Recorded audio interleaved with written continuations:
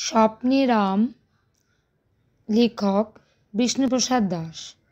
গরমের দুপুরে চারিদিক নিশ্চুপ, হাবুদের পুকুরে ভাবি নেমে দিই ডুব।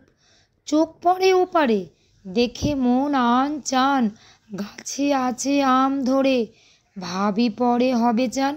আগে পারি কাঁচা আম, জিভ জলে থই থই, ঢিল ছোড়ায় আছে নাম, তবু আম পড়ে কই।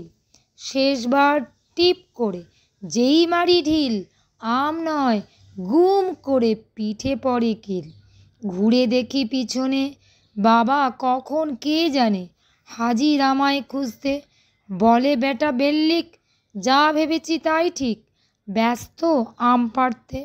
বলি বাবা আর না, করে দাও মাফ।